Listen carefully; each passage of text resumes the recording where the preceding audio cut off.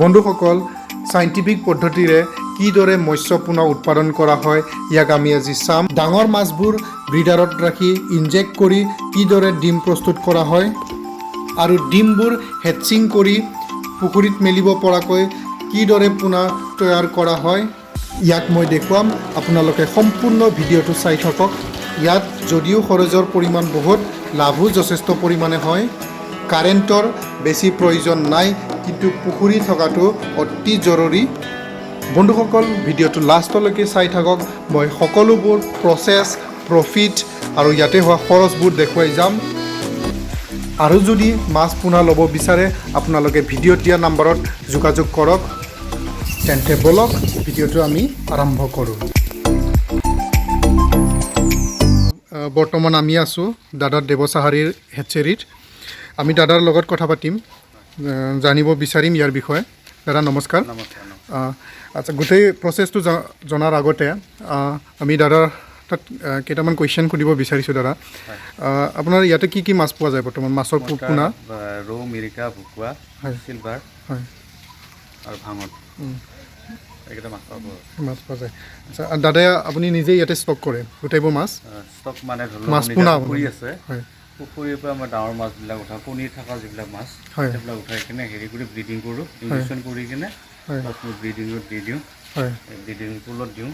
তাৰপিছত কণী হয়, কণীটো ৰাতিৰ ভিতৰত হৈ থাকিব। হোৱাৰ পিছত মই কণীখিনি আকৌ কি কৰোঁ, হেচিঙত আনলোড কৰি দিওঁ। ইয়াতে হয়, ইয়াৰ পৰা ব্ৰিডিং পুলৰ পৰা আপুনি ডাইৰেক্ট এই পাইপৰ থ্ৰু দি আপুনি ইয়াতে হেচিঙৰ বাবে অনা হয়। হেচিং হৈ আছে হয়। হেচিং কৰাৰ পিছত এইখিনি আকৌ ইয়াতে আহিব আমাৰ এইফালেদি পাছ। আজিও নমাইছোঁ হেৰিটো কণীবিলাক, এইটো মোটামুটি অহাকালিলৈ তাৰমানে একদম ধুনীয়াকৈ মাছ একদম স্পনবিলাক দেখা যাব। মাছ সৰু সৰু একদম চিলি নিচিনাকৈ সেইবিলাক দেখা যাব। হয়, তাৰপিছত এইফালে আনলোড কৰিব আপুনি এইফালে। মই কিছু ইয়াৰ পৰাও মই নেটেদি দাঙি উঠাই দিওঁ আৰু কিছু এইটো তাৰমানে ইয়াতে আনলোড কৰোঁ। আচ্ছা, আনলোড কৰি আমি ডাইৰেক্ট তাতে ষ্টক কৰে দিয়া যায়। তাৰমানে যিখিনি ধৰি লওক চাফা লাগিব পুখুৰীবিলাক, ধৰি লওক পোক পৰুৱা নাথাকা বা যিকোনো সাপ মানে ভেকুলীয়া যিবোৰ নথকা যিকোনো চাফা এটা পুখুৰীত তাৰমানে ৰাখি থোৱা যায়।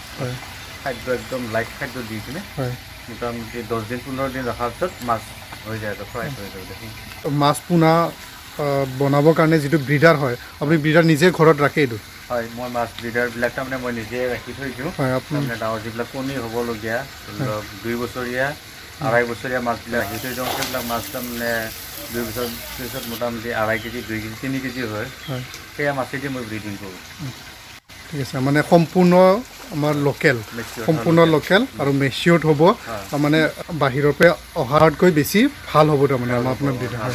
কাৰণ বাহিৰৰ পৰা তেওঁলোকে যিবিলাক নেকি মাছ হেৰি কৰে, তেওঁলোকে সৰু মাছবোৰ কৰে বা ধৰি লওক যেতিয়া ধৰি লওক আমি প্ৰথম বহাগ বুলি কওঁ, যিটো বিহু হোৱাৰ লগে বৰষুণ আৰম্ভ তেতিয়া কৰে, ধৰি লওক তেতিয়া হয়তো কিছু মাছবিলাকৰ আমাৰ কণীবিলাক মেচিয়ৰ্ড নহয়।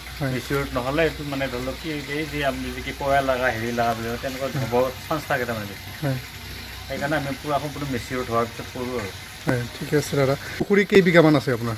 মোৰ এনেকুৱা ডাঙৰ পুখুৰী, মোৰ 4টা ডাঙৰ পুখুৰী আছে আৰু ধৰি লওক সৰু সৰু পুখুৰী মোৰ 3টা আছে। হয়, তাৰমানে আপুনি নিজে ঘৰত মাছ ডাঙৰো ৰাখে? তেতিয়া ডাঙৰ মাছো ৰাখোঁ। হয়, মানে খাব পৰা ডাঙৰ মাছ চাপ্লাই দিয়ে আপুনি?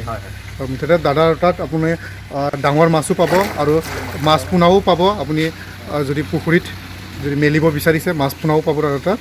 দাদা আপোনাৰ কণ্টেক্ট নাম্বাৰটো দি দিয়ক, আপোনাৰ এড্ৰেছটো দিয়ক। আপোনাৰ কণ্টেক্ট নাম্বাৰটো হ'ল আপোনাৰ 98642487112। ভাবো কৈছোঁ 98642487112। আপোনাৰ এড্ৰেছ? মোৰ ঘৰ হ'ল এইটো আমাৰ কেহুতুলি গাঁও, তাৰপিছত আমাৰ পোষ্ট অফিচ হ'ল ভকতপাৰা, আমাৰ ডিষ্ট্ৰিক্ট হ'ল দৰং মঙলদৈ, আমাৰ থানা এনে ধোলা মঙলদৈ।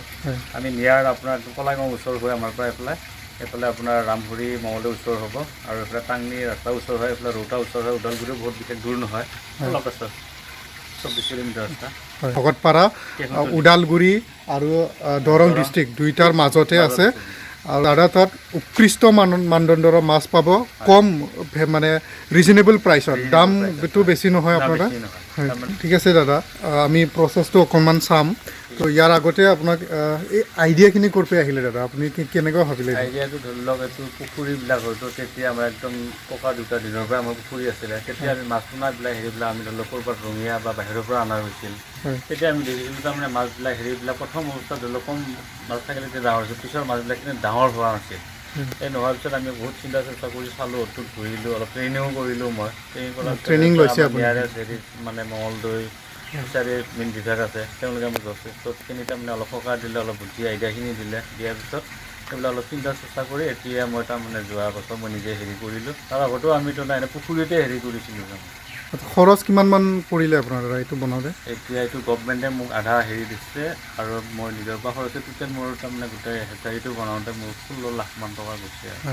এতিয়া ভালেখিনি প্ৰফিট হৈ আছে আপোনাৰ প্ৰফিটটো বৰ্তমান কৰি আছোঁ হৈও আছে এতিয়া মানে মানুহ অলপ ভিৰ লাগি আছে যে মাছটো নালাগে তাৰমানে উন্নত মানৰ মাছটো বিচাৰিছে আৰু নিজে চকুৰে যিবিলাক ডাঙৰ মাছৰ পৰা বনোৱাটো যে দেখিছে বা হেৰি কৰিছে সেইকাৰণে মানুহে বিচাৰি গৈছে আৰু আপোনাৰ মাছ পোনা যদি আপুনি মেলিব বিচাৰিছে পুখুৰীত দাদাৰ লগত কণ্টেক্ট কৰিব দাদা তাত সকলো ধৰণৰ মাছ পোনা পোৱা যায় চ' দাদা এই আপুনি পানী ইয়াতে ষ্টক কৰে হয় ওপৰত মোৰ পানী টেংকিটো আছে 27,000 লিটাৰৰ পানী টেংকি হয় এই পানীখিনি আমাৰ ইয়াতে ব্ৰিডাৰ আহিব হয় ভেকচিনতো যাব হয় আৰু আমাৰ এক্সট্ৰা হেৰি আছে সেইবিলাকতো যাব হয় ফুৰি উঠি ধৰি লওক এনগেজ কৰি উঠি ধৰি লওক ইয়াতে দিব দিয়াৰ পিছত ইয়াতে ধৰি লওক আমি ঠিক চাৱাৰ টাইপ বৰষুণ মানে চিষ্টেম কৰি দিব লাগিব হয় কৰাৰ পিছত ধৰি লওক আমি ৰাতি দি থ'লোঁ তাৰপিছত ৰাতিপুৱা কণীবিলাকে আমি মাছবিলাকে পাব হয় ইয়াৰ পিছত আমি এইটো কণীবিলাক এই হেচিঙলৈ তাৰমানে হেৰি কৰিম এইফালে অট'মেটিক পাইপ আছে পাইপটো অট'মেটিক ইয়াতে আহিব হয় কণীখিনি ইয়াতে হেচিং হৈ আছে এইটো হেচিং হৈ আছে হয় তাৰপিছত হেচিং হোৱাৰ পিছত আমাৰ এইফালে কণী হ'ব এই কণীৰ পৰা ধৰি লওক মাছ হ'ব মাছ হোৱাৰ পিছত মাছটো আমি মাছ পোনাবিলাক কিছু নেটেদি উঠাওঁ আৰু যিখিনি অলপ ৰৱা চৰা থাকে সেইখিনি তলত খাই তলত আহিব তাৰপিছত ডাইৰেক্ট আপোনাৰ পুখুৰীলৈ দিব পাৰি ইয়াত হয় চাফা পুখুৰীত আপুনি ষ্টক কৰিব তাৰপিছত কেইদিনমানৰ পিছত আপুনি প্ৰায় হোৱাৰ পিছত আমি উৎপাদ বিলাব পৰা হয় ধন্যবাদ দাদা আপোনাৰ মূল্যৱান সময়খিনি দিয়াৰ বাবে বহুত বহুত ধন্যবাদ